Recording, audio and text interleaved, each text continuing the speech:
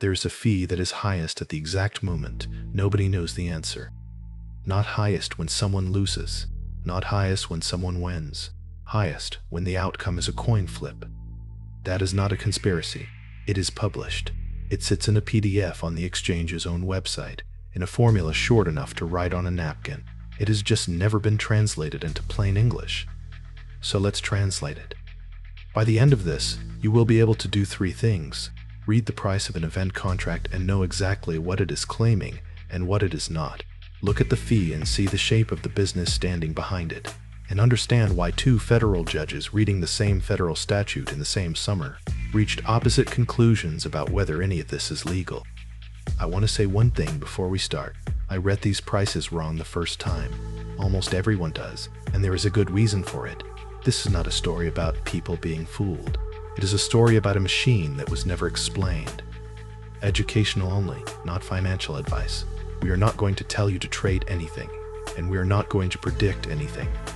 Start with one contract.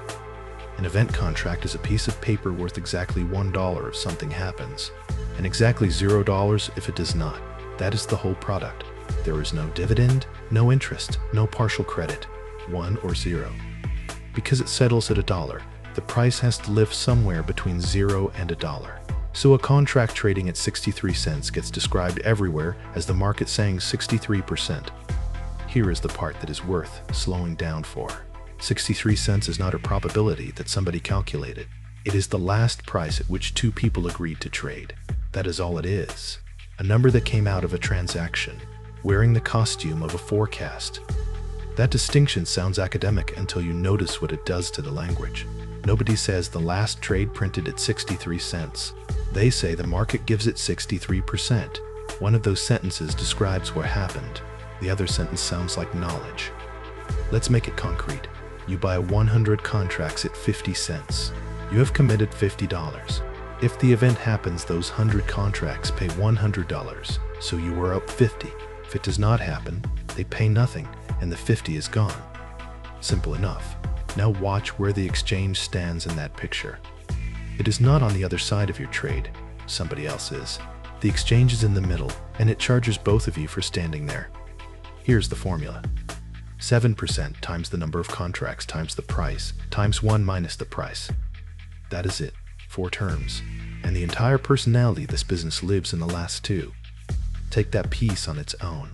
The price times 1 minus the price. If the price is very low, the first term is small. If the price is very high, the second term is small. There's exactly one place where neither of them is small, and that is the middle. So let's walk it, 100 contracts at a time. At 5 cents a contract, the fee is 34 cents. At 25 cents, $1.32. At 50 cents, $1.75. That is the ceiling. There is no arrangement of 100 contracts that produces a larger fee than that. Then it comes back down. At 75 cents, $1.32 again. And 95 cents, 34 cents again. Look at the shape. It is a hill, and the summit is at 50 cents. The fee at a coin flip is more than 5 times the fee on a long shot. The exchange does not need anybody to be wrong. It needs the market to be unsure.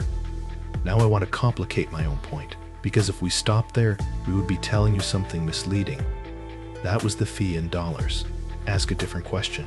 How much of the money you actually put in is going to the fee? Divide the fee by what you spent, and the formula collapses into something almost embarrassingly clean. 7% times 1 minus the price. That is our own division, not a number the exchange publishes, and you can check it in about 30 seconds. Run it. At 50 cents, the fee is 3.5% of what you committed. At 95 cents, it is 1/3 of 1%. But at 5 cents on the cheapest long shot on the board, it is 6.5%. By that measure, the hill flips over. The cheap contracts are the expensive ones. And now ask a third question, because there is a third way to look at any bet you have ever made in your life. Not what did it cost me, but what could it pay me?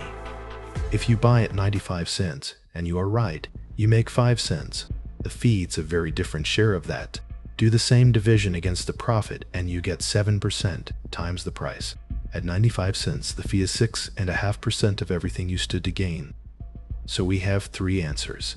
In dollars, the metal is most expensive. As a share of what you put in, the long shots are most expensive. As a share of what you could win, the favorites are most expensive. They sound like they contradict each other. They do not. Weed together, they say one thing, and it is the thing this whole video is about. The house is not taking a cut of the outcome. It is taking a toll on the uncertainty. Every single place on that board where two people disagree enough to trade, there is a charge. Who turns out to be right does not change the exchange's revenue by 1 cent. That is a genuinely different business from bookmaker, and it is worth saying clearly, because the two get described with the same word all the time. One more thing about that toll, because it is easy to miss. Nothing in the formula says it only runs once. If you buy a contract and hold it until the event resolves, you paid the fee going in. If you change your mind an hour later and sell, that is a second trade, and the same 4 terms run again. Anyone who moves in and out of a position during a game is not paying that fee once. They are paying it every time they move. And notice where most of that moving happens. Not on the settled questions at 3 cents, on the live ones, hovering near the middle, which is exactly where the hill peaks. So how many times does that toll get collected? In June of 2026, the largest of these exchanges reported more than $31 billion of trading volume in a single month. The month before, it was $17.9 billion. That is a jump of more than 70% in 30 days. Roughly 85% of that volume was sports. Across the whole sector, during the World Cup, trading passed $50 billion in 1 month.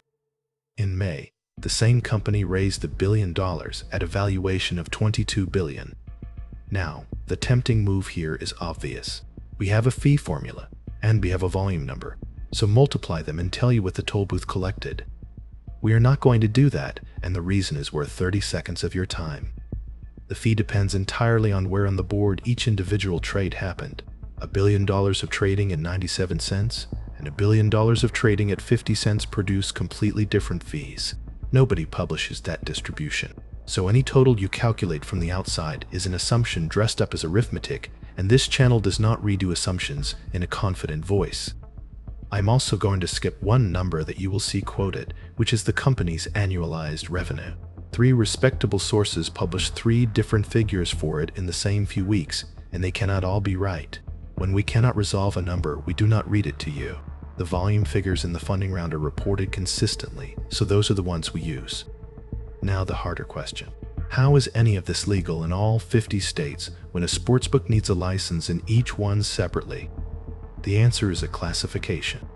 Sports betting is regulated by states, one gaming commission at a time.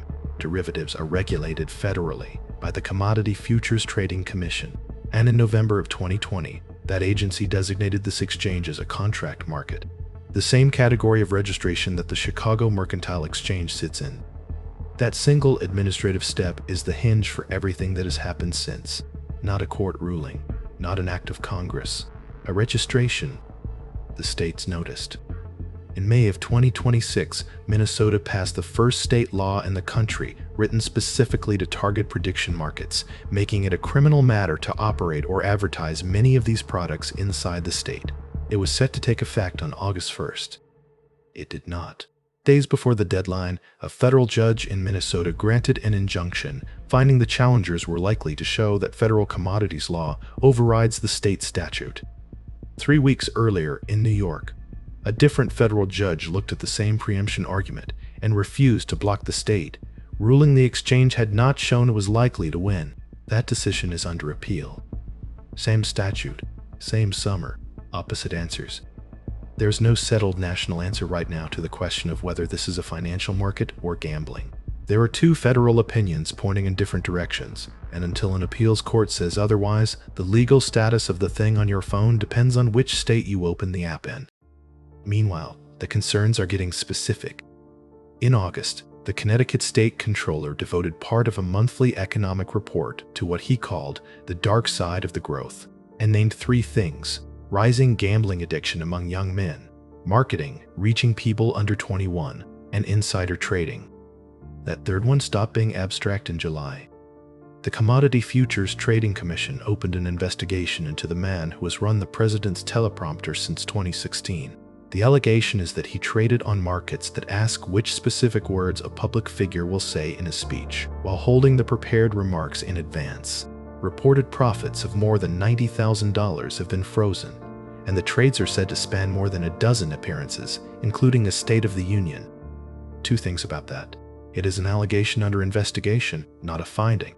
And the reason it is such a clean illustration is that the information advantage in that story is not sophisticated. It is not a model. It is a document held early.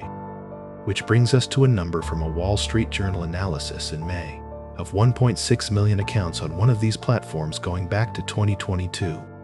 67% of all the profits went to 0.1% of the accounts. More than 70% of users were down. On the other major platform, losing accounts outnumbered winning ones by about 2.9 to 1. I want to be careful about how we read that, because there is a lazy version of this sentence, and it is wrong. The lazy version is that a lot of people were foolish. That is not what the number says. Concentration like that is what any market does when a small group holds better information and trades against a large group that does not. It happens in commodities. It happens in options. It is a structural property, not a character flaw, and the people on the wrong side of it are behaving completely rationally given what they were shown. What they were shown is the point. That distribution is not on the landing page. The percentage is on the landing page. The word market is on the landing page. The shape of who actually wins is in a newspaper investigation. None of this is new, and I mean that more literally than it sounds. Go back about 120 years. American cities were full of storefronts called bucket shops. You walked in, you put money on whether the price of wheat or a particular stock would go up or down, and you walked out. You never owned any wheat. The shop never sent your order anywhere. Your money simply sat in a bucket against everybody else's. They were enormously popular.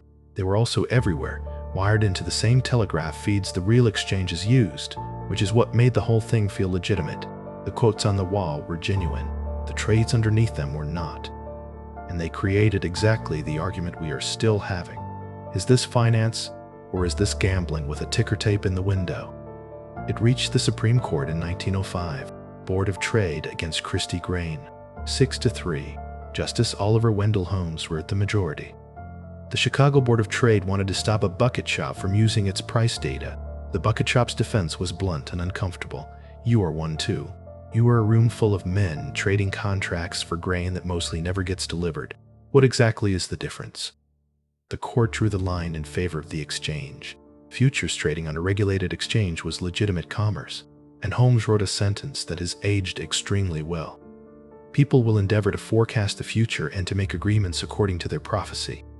He was not defending speculation as harmless. He was observing that it is unstoppable, and that the useful question is not whether people will do it, but which arrangements the law will recognize and protect. 120 years later, we are arguing about the second half of that sentence, not whether people will forecast the future. They obviously will. The fight is over what happens when the forecast itself becomes the product, and who gets to regulate the room it is sold in. So let's go back to where we started. That formula was never hiding. It is on the fee schedule. It is 4 terms long, and it says the same thing whether you are up or down. The charge is for the disagreement, not the result. And that is the habit worth taking from all of this. When something new shows up and offers you a market, the most useful question is not whether the odds look good. It is, where exactly does the money leave, and what action triggers it? The answer is almost always written down somewhere. It is almost never written in a sentence anyone can read. Educational only, not financial advice.